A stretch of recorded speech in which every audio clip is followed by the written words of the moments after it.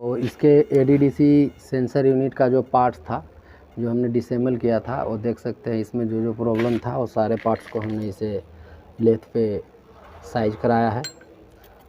और ये स्पेसर और ये सारे पार्ट्सों को हमने अच्छे से इसका बासिंग और सफाई भी कर लिया, क्योंकि इसका सफाई करना बहुत अनिवार्य होता है। सारे पार्ट्स को हमने अच्छे से सफाई कर लिया है। और जैसा कि पहले हमने इसमें दिखाया था कि इसमें कितना प्लेइंग था, जो कटा हुआ था पार्ट्स, ये वाला पिन ये भी पूरी तरह से कटा हुआ था, जो कि इसमें ये जो देख सकते हैं इसका भी हमने साइज जो कटा हुआ था, घिसा हुआ था, इसमें भी हमने ये इसे भी फेस कराया है माल देकर। और उसके बाद में ये दूसरा मुंह भी इसका ये भी कटा हुआ था, इसको भी लेथ पे हमने इसका साइज करवाया है। जो भाग कटा हुआ था उधर और साइड में माल देकर एक साइड इसका भाग कटा हुआ था अंदर का बोर। और ये जो इसका पिन है जो इसमें ये लॉक करता है, तो ये भी कटा हुआ था, इसमें भी बहुत ज़्यादा मात्रा में प्लेइंग था। तो अभी देख सकते हैं इसमें बिल्कुल ये सॉफ्ट हो चुका है और इसमें बिल्कुल भी प्लेइंग नहीं है, ज़रा सा भी इसमें प्लेइंग नहीं है। तो इस तरह से बिल्कुल फ्री होना चाहिए। और इसमें इस तरह से ऐसे इसमें साइड से प्लेइंग नहीं होना चाहिए, ज़रा सा भी नहीं। और यही शाफ्ट कटने की वजह से जो पहले हमने दिखाया था कि कितना इसके झूले में ये प्लेइंग था, और प्लेइंग होने के कारण से इसका गहराई कंट्रोल नहीं हो पा रहा था। तो यही सब पार्ट्सों को हमने जो पार्ट्स इसमें घिसावट था या जो पार्ट्स इसका ख़राब था, कटा हुआ था, उसको हमने अच्छे से लेथ पे जॉब करवाया है। हाउजिंग को भी एडीडीसी हाउजिंग इसे भी अच्छे से सफाई कर लिया है। इसके अंदर भी बहुत सारा डस्ट था। और इसका सील ये भी चेंज करना है, यहाँ से भी आयल जो थोड़ा बहुत आता है डिफेंसल हाउजिंग से, वो आयल इधर से भी बाहर लीकेज हो रहा था, तो इसे भी चेंज करेंगे। और अब हम इसके सारे पार्ट्स को एक एक करके असेंबल करेंगे। ऊपर का जो हब का सॉकेट है इसे बाहर नहीं निकाला है, क्योंकि इसका निकालने का कोई मतलब नहीं है। और इसमें जो सील है वो भी ठीक है। तो इसमें दो प्लेट है, एक ये बाहर का प्लेट और ये बीच वाला, इस तरह से लगता है। और इसमें दो तरह का घाट बना हुआ है, एक इस तरह से और ये इस तरह से बाहर निकला हुआ भाग है। ये कम निकला हुआ है और ये ज़्यादा निकला हुआ है। इसमें बोर भी बना हुआ है, ठीक है। तो एक इधर से जो बोर बना हुआ है ये ऊपर में होना चाहिए, और ये जो बाहर में जो ठोकर निकला हुआ है ये ठोकर यहाँ पे बैठता है इस जगह में। तो इसे जब भी लगाएंगे तो इसे इस तरह से ये ऊपर में होगा बोर वाला भाग, और इस तरह से ऐसे लगा देंगे, इस तरह से लगा देंगे। और उसके बाद में यह स्पेसर है, यह इस स्पेसर में भी उल्टा सीधा होता है। अगर आप इसको अपना मन मर्जी से किसी तरफ से भी डाल देंगे तो प्रॉब्लम होगा। इसे किस तरह से लगाना है, इस तरह से लगाना है, ठीक है। क्योंकि इसका जो दो भाग है, इसका जो दो भाग है, एक ये स्पेस कम निकला हुआ है और ये स्पेस ज़्यादा निकला हुआ है घाट, ठीक है। और ये पतला है और ये मोटा है, देख सकते हैं दोनों, ये पतला है घाट और ये साइड में मोटा है। तो इसे कैसे बैठाना है कि ये वाला मोटा भाग इस तरह से रहेगा प्लेट में, इस तरह से, ये देख सकते हैं। और अगर आप ऐसे बैठा देंगे उल्टा ये पतला वाला भाग नीचे, तो फिर यहाँ आपका स्प्रिंग इसमें नहीं आ पाएगा इस हॉल में, जैसा कि देख सकते हैं। ये मोटा वाला हॉल है तो इसमें स्प्रिंग नहीं बैठ पाएगा, तो ऐसे भी उल्टा सेट भी नहीं होगा, ठीक है। ये उल्टा सेट नहीं हो पाएगा, लेकिन फिर भी एक बार ध्यान देना ज़रूरी है कि किस तरह से हमें इसे सेट करना होता है, ठीक है। तो ऐसे भी आप देख सकते हैं, अगर ये पतला वाला भाग हम नीचे कर देंगे तो इसमें प्लेइंग आएगा, जैसे बोर है इसका और ये पतला वाला भाग, तो देख सकते हैं ये आगे पीछे हो रहा है, इस तरह से इसमें ये प्लेइंग हो रहा है। और ये मोटा वाला भाग अगर हम ये बोर में डालेंगे तो ये देख सकते हैं बिल्कुल भी इसमें प्लेइंग नहीं है। तो ये मोटा वाला भाग और ये जो लंबा वाला स्पेस निकला हुआ है वो इस तरह से प्लेट में बैठाना है, और ये पतला कम स्पेस वाला भाग ऊपर, तो इस तरह से प्लेट में बैठा लेना है। तो इससे पहले हम थोड़ा सा इसमें गिरी से लुब्रिकेट करते जाएंगे हर एक पार्ट्स को,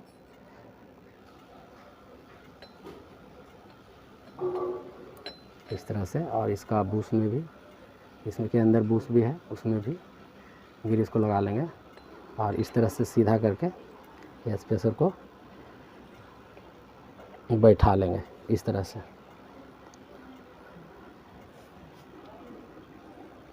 अब इसके बाद में ये स्पेसर आप जो सिम है, इसमें दो सिम दिया हुआ था, ये सिम को भी आप डाल सकते हैं, अभी भी डाल सकते हैं, या आप स्प्रिंग के ऊपर से भी डाल सकते हैं, ऊपर भी डाल सकते हैं या नीचे भी डाल सकते हैं।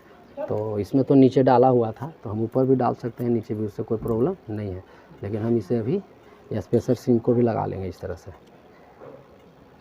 और उसके बाद ये स्प्रिंग, सेंसर स्प्रिंग, तो इसमें भी हल्का सा ग्रीस से इसे लुब्रिकेट कर देंगे ताकि इसमें घिसावट कम से कम हो। और लॉन्ग टाइम तक चलने से, यूज होने से, जब ट्रैक्टर पुराना हो जाता है तो ये सब पार्ट्सों का स्वाभाविक होता है कि घिसावट हो जाता है, ठीक है। तो घिसावट होते होते इसके सब पार्ट्स में घिसावट होता है, जिसके कारण से इसमें प्लेइंग आ जाता है इसके सिस्टम के अंदर में, जिसके कारण से इसका गहराई अच्छे से हाइड्रोलिक्स नियंत्रण नहीं कर पाता है, कंट्रोल नहीं कर पाता है।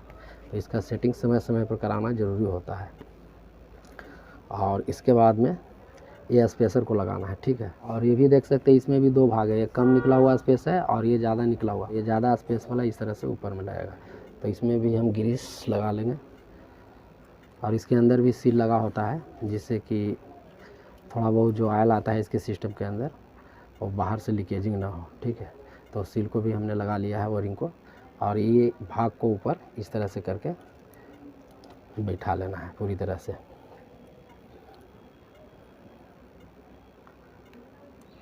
बस यही इसका सेटिंग है। एक प्लेट लगाना है, उसके बाद एक स्पेसर, फिर सीम, फिर स्प्रिंग, फिर ऊपर वाला स्पेसर, ये इसका फुल सेटिंग है। अब हम इसके हाउजिंग में इस्तेमाल कर देंगे। तो इसका सील भी लगा हुआ है, इसमें भी ग्रीस से इसे लुब्रिकेट कर लेंगे और इस तरह से रखकर और इसे असेंबल करेंगे। लेकिन उससे पहले एक इसमें पेस्ट भी लगा लेंगे। तो इसमें ऑयल आ जाता है और ऑयल आने से इसमें लीकेजिंग होने का भी चांस रहता है, जो कि इसमें कंपनी ने ओवरफ्लो का ये बोल्ट दिया है, ठीक है। बोल्ट दिया है, इसे आप खोलकर समय समय पर 10 दिन, 15 दिन, महीना दिन में ये बोल्ट को खोलकर, और इसमें जो ऑयल आया हुआ है डिफेंसल से, तो इससे आप बाहर निकाल सकते हैं।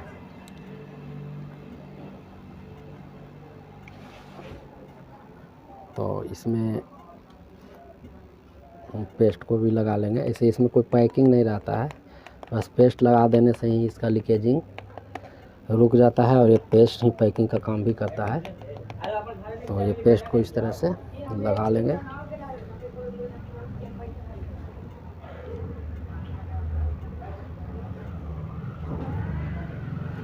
और ये लगाने के बाद इसे पूरा असेंबल को इस तरह से आराम से साइज करते हुए साइज में और बैठा लेना है इस तरह से। और इसके बाद इसका बाहर वाला प्लेट, इसे भी इसी तरह से पेस्ट को लगाकर जिंग में असेंबल करने के बाद हम सेट करेंगे सेटिंग। तो इसमें भी पेस्ट लगा लेना है ताकि जो भी थोड़ा बहुत ऑयल इसमें आ जाता है डिफेंसल से सील कटने के कारण, तो इधर से चिपचिपा बाहर से लीकेजिंग होते रहता है, तो ये पेस्ट देना भी ज़रूरी ही है। तो इस तरह से हम ये पेस्ट को इधर से लगा लेंगे और ये प्लेट को इस तरह से लगा लेंगे। और इसका जो चारों बोल्ट है 13 mm का साइज का है, उसे भी इसमें सेट कर लेंगे, कस लेंगे।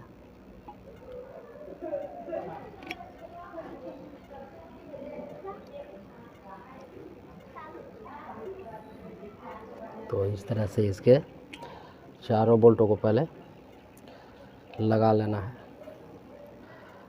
और उसके बाद इसके चारों बोल्ट को हम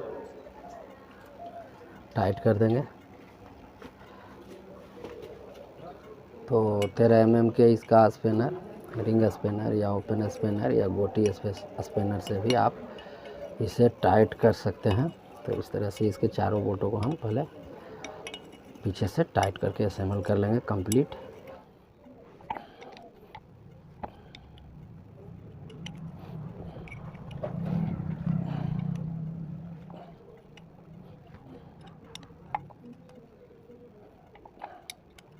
तो इस तरह से इसका चारों बोल्टों को फुल टाइट करके चेक कर लेंगे और इसके बाद में ऊपर का सिस्टम को सेट करेंगे। तो अब हम इसके, तो ये जो अभी ऊपर नीचे जो ये प्लेइंग है, ये प्लेइंग इस तरह से नहीं होना चाहिए। सेट होने के बाद पूरी तरह से जब कंप्लीट इसका सेटिंग कर देंगे तो ये बिल्कुल भी इसमें प्लेइंग ना होना चाहिए, नहीं तो अगर प्लेइंग होगा तो फिर से इसका गहराई कंट्रोल नहीं हो पाएगा, ठीक है। तो इस तरह से इसका प्लेइंग को हमें सेट करना है। तो इसके लिए इसका जो ये लब्बड़ बूट था वो डैमेज था पहले वाला, तो इसे नया चेंज करना है हमें। तो इसे भी हमें बैठाना होगा इस तरह से।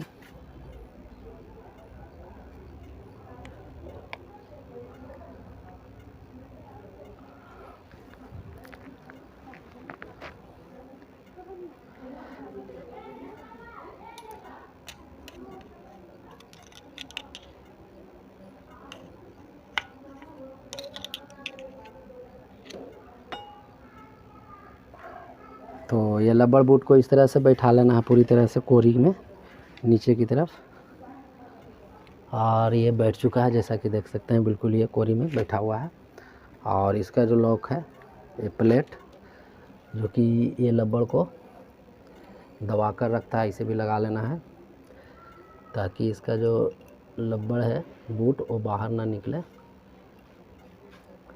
तो इसके भी 2 नट 10 mm का है, उसको भी चारों, 2 एक साइड में और 2 दूसरे साइड में, तो चारों बोल्टों को इस तरह से लगाकर सेट करके और इसे फुल टाइट कर देना है। और ये दूसरा साइड का प्लेट और बोल्ट, इसे भी इस तरह से लगा लेंगे। और इसके प्लेट बोल्ट को चारों टाइट करने के बाद इसका सेंसर यूनिट को लगाएंगे और ये 10 mm के रिंग से इसे, इसके चारों बोल्ट को फुल टाइट कर लेंगे।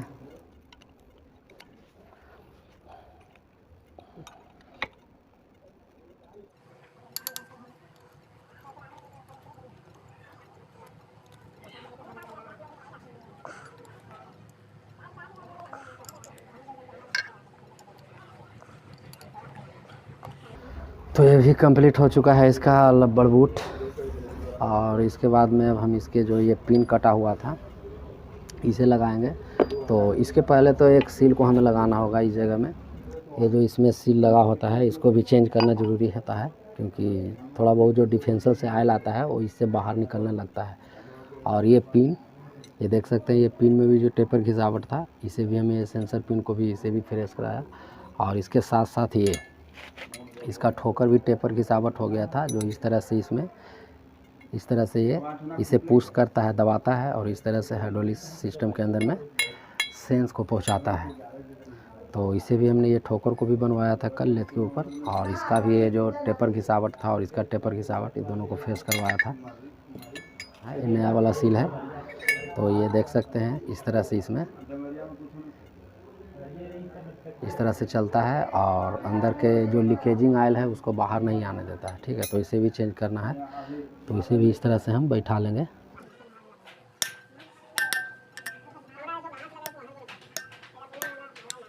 तो ये पूरी तरह से ये सील बैठ चुका है। और एक ओरिंग जो यहाँ पे बैठता है, ठीक है, इस तरह से यहाँ पे ज्वाइंट होता है डिफेंसल हाउसिंग और ये दोनों, तो इसका बीच से ज्वाइंट के पास से आयल का लीकेजिंग किसी प्रकार का ना हो, उसके लिए ये ओरिंग सील रहता है। तो इसे भी हमें चेंज करना है, ये भी हमने नया मंगवाया है। तो अभी तो इसके लिए हमें ये जो झूला है इसे हम सेट कर लेंगे। ठीक है, और ये जो पिन जो हमने कल दिखाया था ना कि कितना इसमें प्लेइंग था, इसे भी हमने, इसका काम जो है लेथ पर साइज करवाया है। तो इसमें भी हम ग्रीस से इसे लुब्रिकेट कर लेंगे इस तरह से, इस तरह से ग्रीस से लुब्रिकेट कर लेंगे ये पिन को। और इसमें भी हल्का सा ग्रीस लगा देंगे इस तरह से, इस तरह से। और इसके पहले ये जो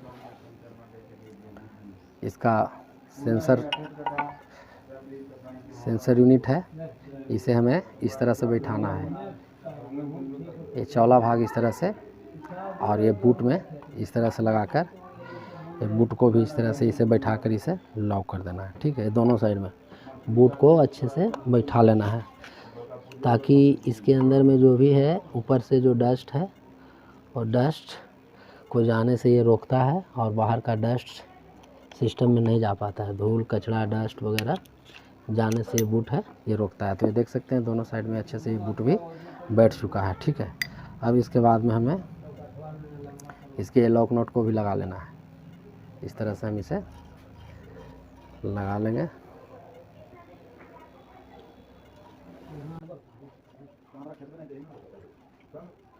और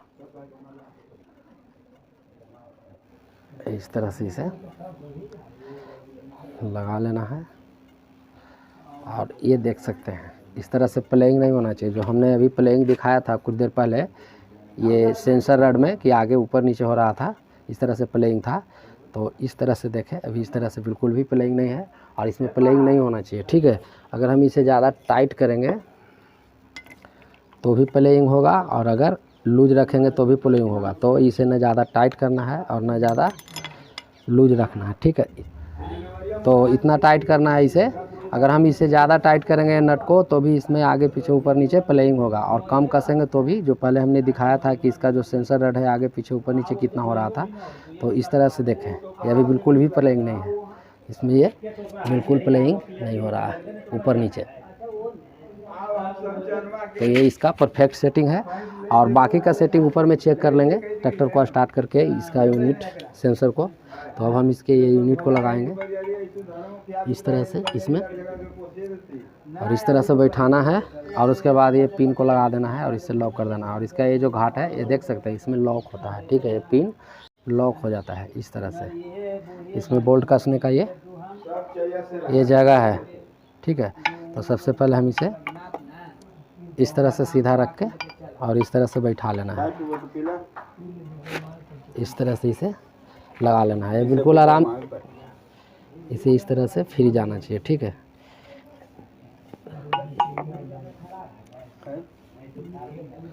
और इसको इस तरह से सेंटर में रखना है ताकि यहाँ भी आराम से लॉक हो सके, ठीक है। इस तरह से सेंटर में रखते हुए और इसको ये देख सकते हैं इसके सीध में होना चाहिए। और ये आप सेंटर देखते हुए इसे आराम से इस तरह से आराम से बैठा सकते हैं, ठीक है। और इसके बाद ये लॉक पट्टी को हमें ये लॉक को लगा देना है। और ये बिल्कुल सेंटर में था इसीलिए ये जल्दी से लॉक आ गया, नहीं तो थोड़ा सा भी सेंटर इधर उधर ठोकाता है पिन तो ये सेंटर आना थोड़ा मुश्किल हो जाता है। ये लॉक पट्टी को इस तरह से लगा लेना है और ये लॉक नट को हमें टाइट कर लेना है इस तरह से, ताकि ये जो पिन है ये आगे पीछे होकर बाहर ना निकले, ठीक है। इस तरह से इसे हम टाइट कर लेंगे, इसमें प्लेइंग नहीं है जैसा कि देख सकते हैं। तो ये कंप्लीट हो चुका है और इसके बाद हम इसे अब हाउजिंग में असेंबल करेंगे। और इसका जो नया वाला सील है ये जॉइंट सील, इसे भी इस तरह से लगा लेंगे। और इसके बाद हम इसके चारों बोल्ट 24 mm का जो बोल्ट है उसे टाइट कर लेंगे और इसे हम हाउजिंग में असेंबल कर लेते हैं। उसके बाद फिर से हम इसका जो सेटिंग है, सेटिंग तो ऐसा नहीं करना पड़ेगा क्योंकि इसका सेटिंग हो चुका है, इसमें प्लेइंग नहीं है। लेकिन हाउजिंग पे हम इसे असेंबल करने के बाद फिर से एक बार इसे चेक करेंगे इसका सेटिंग को, और फिर हम ट्रैक्टर को स्टार्ट करके भी इसका सेंस ADDC सेंस को चेक करके और लीवर सेट करके दिखाएंगे कि पहले किस तरह से इसमें ये जो प्लेइंग था इस तरह से ये प्लेइंग हो रहा था और अभी इसका प्लेइंग बिल्कुल समाप्त हो चुका है। तो ट्रैक्टर को भी स्टार्ट करेंगे और इसका ADDC सेटिंग का भी वीडियो दिखाएंगे कि किस तरह से इसका ADDC सेंस वर्क करता है। तो तब तक के लिए वीडियो में बने रहें और जब तक हम इसको डिफेंसल में असेंबल कर लेते हैं ये ADDC सेंसर। तो जैसा कि देख सकते हैं हमने इसे असेंबल भी कर लिया है। और जो इसका सेटिंग हमने दिखाया था पहले कि ये जो है ये पॉइंट सेंसर पिन ये ऊपर नीचे इस तरह से नहीं होना चाहिए। तो ये देख सकते हैं इसमें किसी तरह का आगे पीछे किसी तरह से भी ऊपर नीचे प्लेइंग बिल्कुल भी नहीं होना चाहिए। तो ये देख सकते हैं। तो इसे खोलने के पहले सिस्टम को हमने दिखाया था पहले झूला को कि किस तरह से ये इस तरह से करने से प्लेइंग हो रहा था, बिल्कुल ये कटा हुआ था, ठीक है। ये बिल्कुल झूला इसका एकदम से लूज था। ये पिन भी हमने साइज कराया जो कि दिखाया था किस तरह से इसे लेथ पर जॉब करवाया। और ये साइड भी इसका बोर में जो कटा हुआ भाग था उसे भी साइज करवाया लेथ के ऊपर, और ये बोर को भी और ये पिन को भी, ठीक है। और ये जो झूला एकदम से बिल्कुल हच था, जैसे कि इस तरह से करने पर बिल्कुल इसमें ढक ढक ढक ढक की आवाज़ आ रहा था और बिल्कुल तरह से ये इस तरह से लूज था। तो अभी देख सकते हैं एकदम से ये कंप्लीट 4 फीट हो चुका है। तो इसी तरह से ये सेटिंग 4 फीट होना चाहिए। ये पिन में इसका कहीं से भी कोई लूजपन या ढीलापन नहीं होना चाहिए, ठीक है। और ये जो सेंसर पिन है जो हमने सेटिंग किया था उसी समय, तो इसमें भी हमें इसे ये लॉक नट को इतना एडजस्ट करना है कि ताकि ये आगे पीछे इस तरह से, जैसा कि देख सकते हैं, इस तरह से बिल्कुल ऊपर नीचे नहीं होना चाहिए। ये सिस्टम को इस तरह से लूज नहीं होना चाहिए। और अगर हम इसे ज़्यादा ये स्क्रू को टाइट करेंगे तो ये ऊपर नीचे इस तरह से गैपिंग भी आएगा, और कम भी करेंगे इसे टाइट एडजस्ट तो उस समय भी इसमें गैपिंग आएगा। तो ना ज़्यादा कम टाइट करना है और ना ज़्यादा टाइट करना है, ठीक है। तो लिमिट में इसे एडजस्ट करना होता है ताकि इसमें गैपिंग ना हो। तो अभी हम ट्रैक्टर को स्टार्ट कर लेंगे और इसका सेंसर यूनिट कैसे अभी काम कर रहा है उसको हम लीवर सेटिंग करके एक बार टेस्ट करके दिखाएंगे, और टेस्ट हमें करना भी है। तो हम अभी ट्रैक्टर को स्टार्ट कर लेते हैं। ये सिलेक्शन लीवर आगे की तरफ रखेंगे ड्राफ्ट मोड में, और ये मेन कंट्रोल लीवर अभी आगे की तरफ है। तो थोड़ा सा इसे ऊपर लेंगे, हल्का सा इम्प्लीमेंट जब उठने का तैयारी करेगा हाइड्रोलिक वहाँ पर रुक जाएगा। तो यहाँ पर हम ये मेन कंट्रोल लीवर को सेट कर दिया और सिलेक्शन लीवर ये बिल्कुल ड्राफ्ट मोड में है। तो जैसा कि देख सकते हैं हमने ये दो आदमी को 2 लोअर लिंक पे चढ़ा दिया है, और अभी हम इसको इस तरह से उठाएंगे।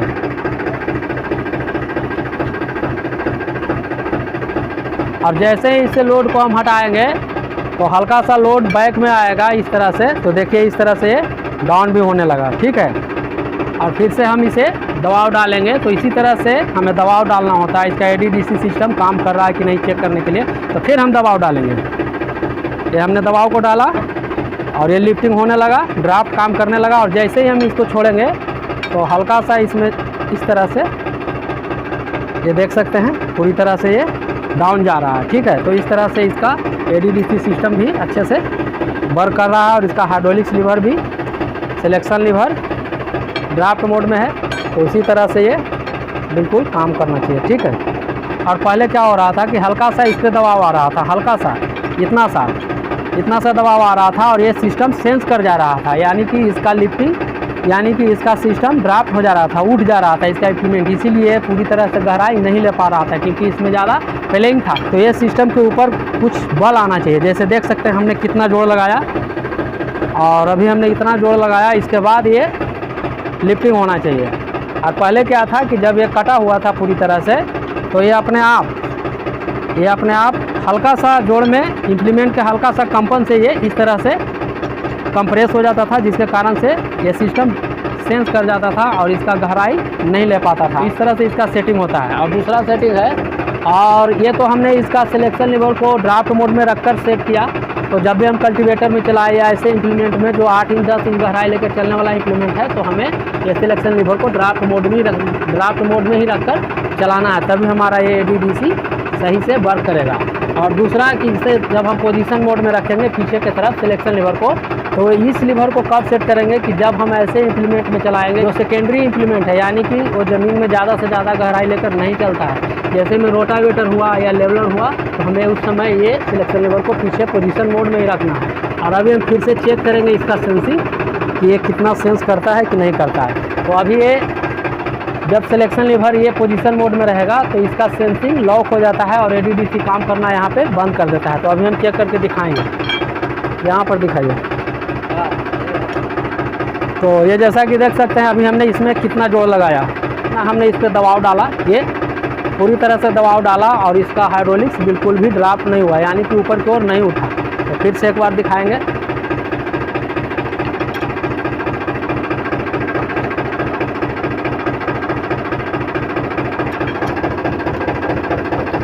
तो जैसा कि देख सकते हैं ये हमने सिस्टम को पूरी तरह से इस पर दबाव डाला और ये मूव भी हो रहा है, और उसके बाद भी ये ड्राफ्ट नहीं हो पा रहा है, यानी कि ये लिफ्टिंग नहीं हो पा रहा है। तो जब हम इस सिलेक्शन लीवर को पोजीशन मोड में कर देते हैं तो यहाँ पे ADDC काम भी करना बंद कर देता है, और उसके बाद यहाँ पे सेंस लॉक हो जाता है। ये सेकेंडरी इम्प्लीमेंट के लिए है। जब भी हम ऐसे इम्प्लीमेंट में चलाएं जो गहराई लेकर नहीं चलने वाला है, तो हमें उसमें सेंस की ज़रूरत नहीं होता है, इसलिए हमें इसे पीछे की तरफ पोजीशन मोड में रखना है, ठीक है। तो इस तरह से हाइड्रोलिक सेटिंग लीवर है इसका। जब भी हम ट्रैक्टर से खेतों में जुताई करें तो उसके अनुकूल से इम्प्लीमेंट के हिसाब से हमें ये लीवर को सेटिंग करना ज़रूरी होता है, ठीक है।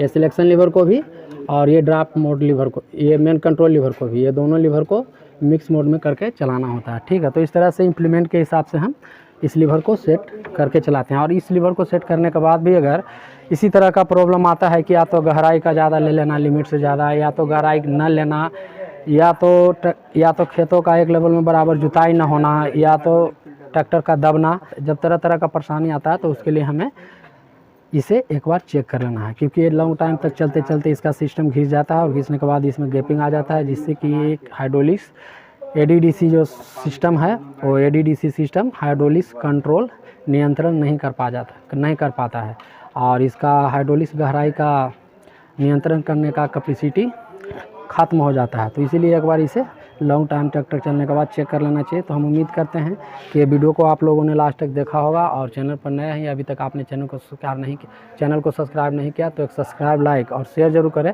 ताकि हर किसान भाइयों को भी इसकी नॉलेज और जानकारी मिले। तो आज बस इतना ही, मिलते हैं फिर से किसी अगले नेक्स्ट वीडियो में नेक्स्ट टॉपिक के साथ।